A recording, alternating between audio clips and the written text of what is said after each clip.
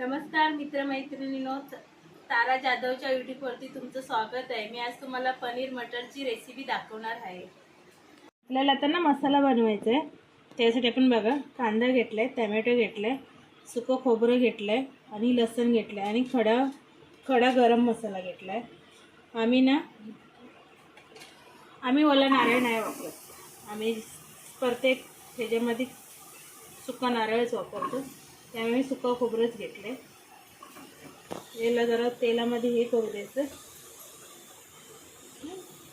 ना। कांदा ना आता तेलामध्ये ना लाल होतो तसा भाजून घ्यायचा।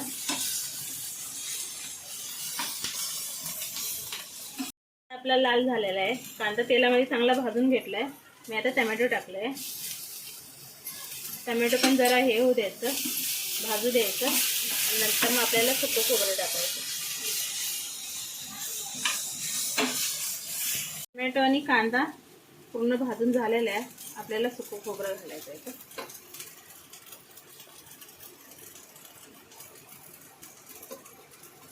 सुकं खोबरं घातल्यानंतर त्यातच खडा मसाला घालायचा, गरम मसाला,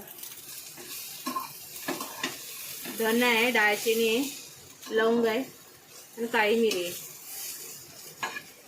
तेजपत्ता आपण फोडणीला मारायचं, फोडणीला टाकायचं।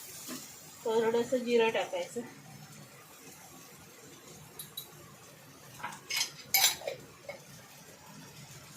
एक दोन मिरची टाकायची,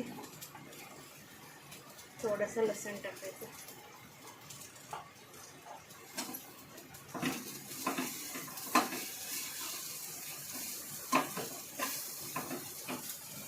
माझा मसाला भाजून झालेला आहे, आता मी मिक्सरला लावणार आणि बारीक करून घेणार। मसाला बारीक होतो तर ना मी तो गरम पाण्यामध्ये ना वाटाणे जरा शिजायला ठेवले, म्हणजे 5-10 मिनिटं शिजणार आणि नंतर बंद करणार।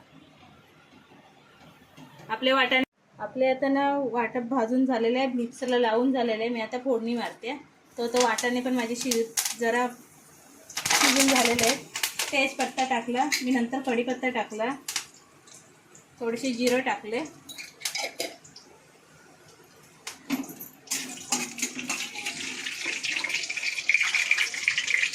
नंतर लाल तिखट टाकले। लाल तिखट का तेलात भाजून घेते परत, मग लाल तिखट टाकलं, तेलामध्ये चांगला मसाला भाजून घ्यायचा।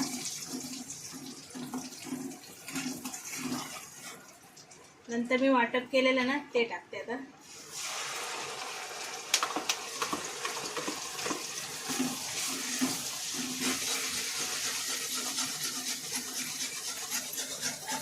ते चांगलं तेलामध्ये भाजून घ्यायचं। चवीसाठी मीठ टाकते।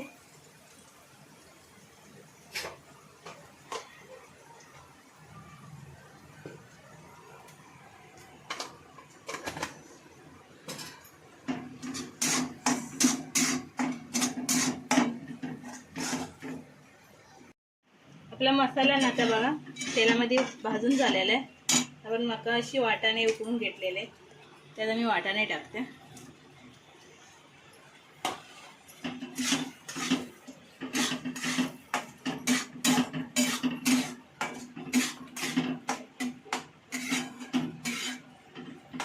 वाटाणे 5 मिनिटं जरा मसाल्यामध्ये लागू देणार, नंतर पनीर टाकायचं।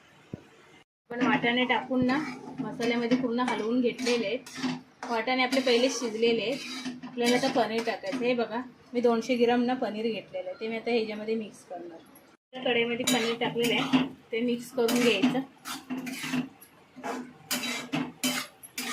5 मिनिटं ठेवायचं।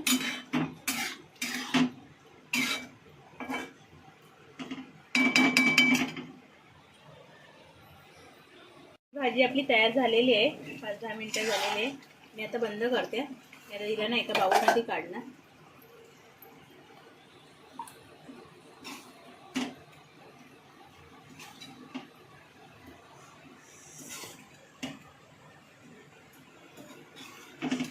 वास तर छान सुटलाय।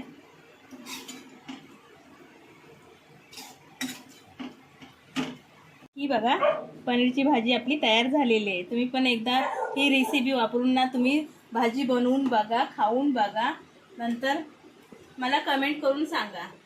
माझ्या चॅनलला लाईक करा.